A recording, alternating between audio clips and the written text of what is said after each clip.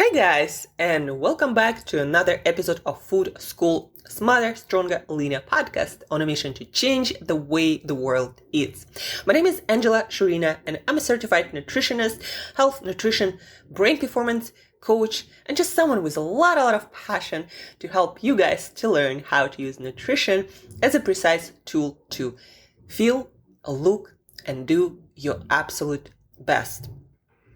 Today, guys, we are talking about a very important subject about our nutrition and lifestyle choices that actually can compromise if you don't use them properly, can compromise the function of all of your neurotransmitters and basically your whole brain function.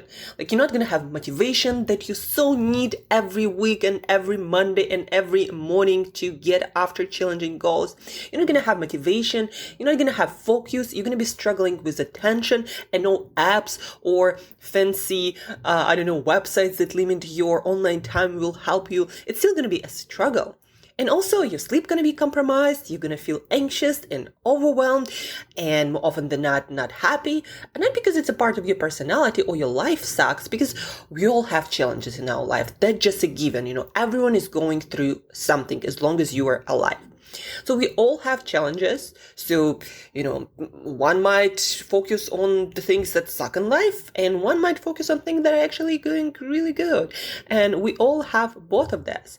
But the amount or the kinds or the predominance of certain neurotransmitters make you more negative or more positive. So your mental health, your joy of life, again, your focus, your attention, your motivation, your greed, your perseverance, your resilience, all of that depends on neurotransmitters and your brain working properly. There are certain things that are common for all human beings that we need to optimize as much as it's humanly possible to make sure that our brain, our neurotransmitters, they have a best chance to function the way they were designed to function for our ultimate well-being and achievement and thriving and surviving, not just surviving, but thriving, right? So let's get into practice, guys, right away. So there are 3 factors that will influence your brain performance, no matter who you are, where you are, what you do, and what you want to do. Number 1, your blood sugar levels. That thing, guys, if your blood sugar for one reason or the other is all over the place, there is no chance your brain gonna perform optimally. Most of the neurotransmitters to work, to function the way they're designed to function, they require balanced blood sugar. Not blood sugar spikes, not blood sugar dips, but balanced blood sugar. And more often than not, we compromise that blood sugar with our own food and lifestyle choices by eating things that are rich in added sugars, in processed sugars. And by added sugars, guys, carrot juice is also an added sugar. Well, not really, because it was squeezed out of carrots, but it's no longer with fiber and as a part of whole foods. So if you drink carrot juice or beet juice or any kind of juice, yeah, it's natural. It might be cold pressed and all organic, but it's still more often than not going to spike your blood sugar. And then it's going to cause dip in your blood sugar. And that roller coaster of blood sugar will make your brain not either produce or maintain optimal neurotransmitters levels, things like dopamine, like serotonin, like GABA, like acetylcholine, all the things that are important, again, for attention, for focus, for learning, for memory, for great mental resilience and mental health, and to feel joy of things you do and, things in your life. So blood sugar levels, added sugars, white flour, any kind of flour that is high carbohydrate flour, or things like pasta, even whole grain pasta, more often than not will still spike your blood sugar. Of course, the amount matters, what you eat it with, your overall energy levels, your overall activity levels, like how much energy you need to actually, for your lifestyle, right? It's one thing if you're a professional athlete, another thing if you sit on your ass all day. Your needs going to be completely different. More people overeat sugars, juice here, some coffee or tea drink there, a candy bar here, and then bread, and then pasta and pizza, and that's like all over the place. And that's why brain performance, you'll be lucky if you get 90 minutes of great brain performance a day. You'll be super lucky with that kind of lifestyle. But besides that, of course, we have things like not sleeping enough. That's going to cause problems with your blood sugar more often than not, or eating foods that are fried with inflammatory processed ingredients that via your gut microbiome, via what's happening in your gut and in your digestive system, more often than not also will spike your blood sugar. Because it's going to trigger your immune system or some inflammatory processes, right? It's all connected. And whenever something is not optimal, like eating fried foods, it doesn't even matter whether they have carbohydrates or not. It's still going to trigger some immune response or inflammatory response, and that's going to spike your blood sugar, because your blood sugar responds to any kind of stress, and inflammation is considered by your body, by your brain, to be a kind of stress. Right? So what can you do? Stick with whole foods, guys. If you are interested in optimizing your brain performance, your life performance, your well-being, there is no way around it. You can't afford to not care about your blood sugar. How do you know if your blood sugar is all over the place? So for example, if after meals you feel all energized, like super hyper, and then in some time you are super low, and that happens quite frequently, and you find yourself reaching for either caffeine or some snacks, especially sugary snacks, that means that your blood sugar is kind of already all over the place, and you need to look into that. And, I'm not saying necessarily don't snack, because it might be hard, but it's something that maintains more balanced blood sugar, something with protein, something with fiber, something with fat, something whole foods. So it doesn't cause any inflammatory reactions. And then speaking about inflammatory reactions, inflammation is another thing that we all need to manage, guys, if we want to optimize our brain performance, because increased inflammation anywhere in the body more often than not will result in increased inflammation in our brain, and increased inflammation in our brain, inflamed neurons and brain cells do not work well. Either neurotransmitters produced like dopamine, serotonin, and GABA, they're either not produced in a proper amount and not received in, sufficient amounts, or do not circulate the way they're supposed to circulate. It's a very fine-tuned system, and again, blood sugar can really derail its performance. Then we have inflammation, and inflammation also can be triggered by foods you are allergic to or even sensitive to that trigger your immune response. Like, I know that some people not as sensitive as I am to vegetable oils, for example, or in fried foods. Any sorts of processed oil that is not cold pressed from things like olives and avocados. Any oil that was oxidized would trigger my gut a lot. And how do I know that? I actually know that by feeling anxious and overwhelmed the next day. And it's just up regular limits that, can be okay for me during any day when I'm going through some challenging stuff, or, just not necessarily thinking all the positive thoughts.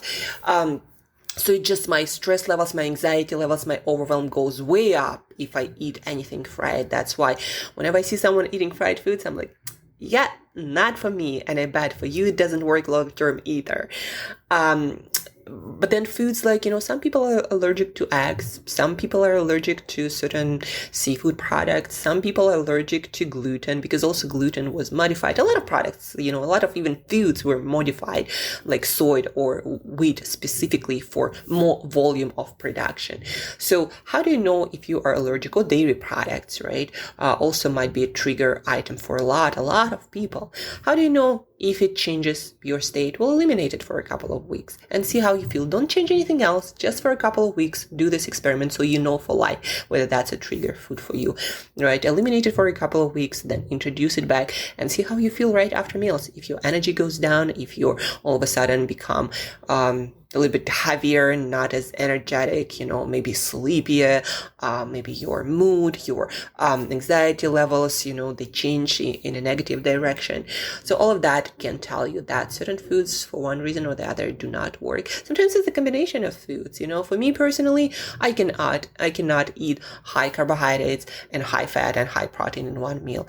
It's just gonna make me feel heavy and lethargic and low on energy. But when I eat them separately, carbohydrate with vegetables, for example, things like if I eat sweet potatoes, it's with vegetables, and then separately eat proteins like fish or maybe some meat or maybe eggs, protein and fat, and again, vegetables, that works really well for my digestive system. Again, it's not just individual foods, it's also a combination of foods that can create some inflammation or trigger your immune system in your gut, and that can create, again, more inflammation in your brain. That means that your neurons not going to function well, and that means that all of your neurotransmitters going to be slightly or a lot off. So we have two factors that you need to manage, and they're kind of complex, guys. But a shortcut would be, first, start with whole foods. Stop eating products, eliminate restaurant takeout foods, fried foods, all foods that you are not sure what ingredients they used in, or use, meal deliveries where they're really upfront and clear about what they put in their meals. If you need any advice on that, by the way, please ask me. I have more than enough experience to advise you on any meal delivery service or restaurant meals, and what I would choose in those meal deliveries or restaurants or takeout. So inflammation, blood sugar, again, first things, start eating whole foods, but also, of course, adjust your lifestyle with things like proper sleep on the same schedule, your light. By the way, also light affects your serotonin production. Actually, in order to produce serotonin, your brain needs proper light exposure, right? That's why also it's so crucial to spend time outdoors, especially in the morning, to set your brain up for optimal state to produce all the neurotransmitters in optimal amounts and ways, like dopamine, serotonin, norepinephrine, and other neurotransmitters. So, sleep, sun, managing your stress, so adopting some mindful practice like meditation, it's crucial.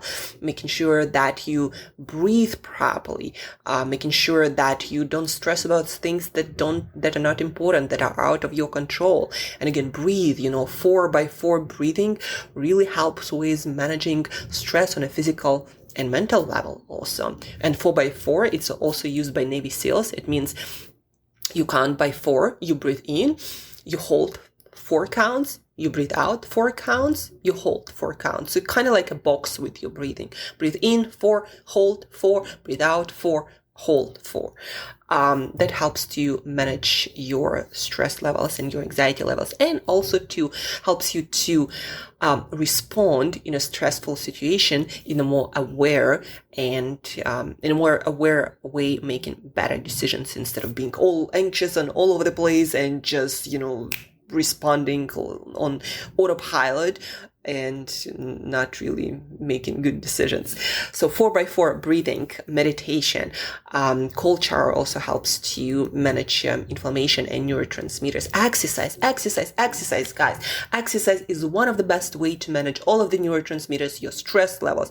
Of course, here we want to shoot for balance, not becoming a professional athlete or exercising for several hours every day and then not recovering and compromising your sleep for the sake of exercise. Not that kind of exercise. You need to balance that, right? And also, the best kind of exercise pattern is walk a lot, move a lot, be fit, sit and stand while working if your work requires you to be by your computer most of the time. So we talked about blood sugar and inflammation, the strategies that we all know the strategies. You just need to put them into a routine. As a coach, that's what I help people to do. Put things that very often they know they gotta do into a routine, a simple routine that they can maintain. So they do the minimum effective dose, don't overdo it, and live their life being in the best possible mental and emotional state. And the last factor that will either make your brain shine or will compromise all of the aspects of your brain performance and mental states. Oxygenation of your brain, oxygen levels in your brain, oxygenation of brain tissues. Your brain is very hungry, not just for energy, but also for oxygen. Even mild deoxygenation, kind of like dehydration. By the way, guys, dehydration, of course, is also a factor. If you don't hydrate well, your brain will suffer almost immediately. So please make sure to consume your water, eat enough salt, not too much, not too little. And especially if you're a professional athlete, if you spend a lot of time in sauna, make sure to maintain appropriate sodium levels in your system. Otherwise, you can get cramps, you can get dizzy, you can get lightheaded, your blood sugar might be all over the place. So sodium levels are just as important as water levels in your system. But besides that, oxygenation. Brain is the hungriest tissue for oxygen, just like for energy.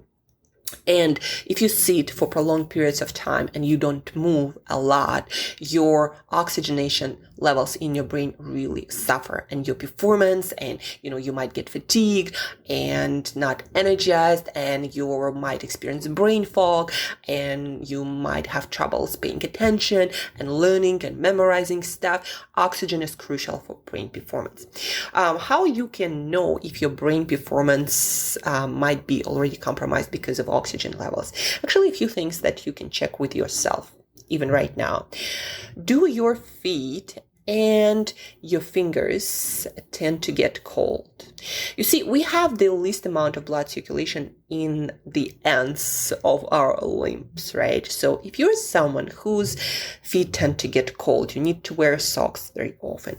If your fingers get cold and you have signs that you have not appropriate circulation in your hands, if your nails, your nail beds get white instead of being pink.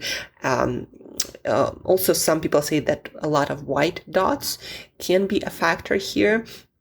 But the most important factor, if your hands, if your feet get cold easily, oxygenation and blood circulation in your extremities, and your head is one of your extremities, might be compromised. And so you might look into doing something about that. And one of the best ways to start oxygenating and improving blood circulation towards your brain, towards your limbs, one of the best things to do is exercise and movement. So make sure to have exercise practice. For brain oxygenation specifically, that's why I like practicing my handstands, handstands, headsets, or spending time on a table that is designed to put your head below your feet. So basically, when your blood circulation, when your feet is up, your head is down, in that position, also downward dog helps a lot with blood circulation, with oxygenation of your brain. Those positions, exercise again of any kind, movement as much as possible. Breathing, hyperventilation, of course, helps with that. It doesn't just raise your focus levels, your alertness, your wakefulness. It actually brings more oxygen and more blood towards your brain. What also helps is to every 30 minutes, do some sort of movement. As I always say, it's actually been shown by NASA scientists to be the most effective protocol. Every 30 minutes you move. I usually do a few squats, and it doesn't matter where you are. You can always do a few squats. Even when I'm in a restaurant, every 30 minutes, I will stand up, excuse myself, go to a restroom, and do a couple of squats on the toilet. So that's what I do. No kidding. Because my brain is important to me, and I want to be making the best possible decisions at every point. Plus, I'm the kind of person who loves movement. When I sit for a long period of time, I feel like everything is just stuck in my body. I just can't do that. So I like to excuse myself and go and do stuff. Right? I like moving all the time, but it's also great for blood circulation, for oxygenation of your brain. So do a few squats, let the gravity move your blood through your body, and towards your brain. So move. Also, Andrew Huberman, one of the leading neuroscientists in Stanford, he recommends if you work on your computer to spend half of the time standing, half of the time sitting. And probably the best scenario is like 1 hour you stand, 1 hour you sit, not like 4 hours you stand and 4 hours you sit, because what's important for blood circulation is change of the position, not just being stuck in one position, right? And then just move. That blood circulation with nutrients, with oxygen is super important for your brain especially. Then also, of course, for the whole body, for your blood sugar levels, also for your inflammation levels, believe it or not. So movement is important for all of that. And the easiest way I found is to just every 30 minutes do something active, really, really small. A lot of my clients start doing almost workouts during those breaks, especially if they work from home. They're like, I'm going to do push-ups and squats and burpees, and then they might get enough enthusiasm to do it for one day, but then it's like, well, it's not sustainable. I get tired, and when I'm at the meeting, I can't do that, or I just forget about it. But that's because you gotta make it super, super tiny, super, super simple. Again, stand up, do 5 squats, sit down every 30 minutes. That's all. It's going to take literally like 15 seconds, right? That's how it's supposed to be, not a workout every 30 minutes. That's not what I mean. And that's it, guys. So those 3 things, and probably hydration also, but you kind of know that already. So managing your blood sugar levels, managing your inflammation levels, and managing the oxygen levels in your brain. 3 crucial things that you need to manage if you ever want to have a chance to feel what your brain looks like, feels like, works like when it's at its best. If you don't have these 3, for the rest of the stuff, don't even bother. No smart drug will work for you. No, nutritional supplement. No amount of fava beans with L-Dopa. Not gonna work for your dopamine levels if your blood sugar is all over the place, if your body is inflamed, if your blood circulation and blood oxygenation are all over the place. And that's kind of, I guess, a complicated part, right? Because there are so many things that can influence all of these 3 things. But a few most important things: sleep, hydration, light exposure, exercise, eat whole foods, eat balanced meals. Don't go for any of the crazy diets. Just eat whole foods, balanced meats with a lot of protein, vegetables, carbohydrate. Manage those depending on your lifestyle, your carbohydrate tolerance, your activity levels. Don't forget to eat your omega-3s. They are highly anti-inflammatory. And have some mindful practice. Manage your stress. Use the breathing. 4x4 is a great way to start. Do a few minutes, maybe 3 times a day, maybe like 4 breaths, 4x4, 3 times a day. Have meditation practice. Use one of the apps. Take a cold shower. And repeat some grateful statements a few times a day. Notice things that you are so fortunate to have in your life. And laugh more often. People make fun of me sometimes. They're like, Angela, you recommend laughter and stand-up comedy as a way to manage your motivation, performance, and mental health. I'm like, you bet I do. After laughter, don't you want to just go out there and crush it and get after the most exciting, audacious goals and be a nice human being? I bet you do. We all human beings do. So laughter, another great way to change your state, to upgrade your motivation levels, to become better human being to yourself and people around you, and just overall joyful practice, right? So that's it for today, guys. Your blood sugar levels, your inflammation levels, your oxygen levels in your brain. Do your best to work on those. Otherwise, no smart drug will save your brain. Thank you for tuning in. Thank you for listening, guys. Have an awesome week ahead. stay tuned. We're gonna have a lot of very specific, detailed episodes about how to adjust your brain nutrition to get very specific benefits this week. So stay tuned, and till next time, as usual, eat better daily.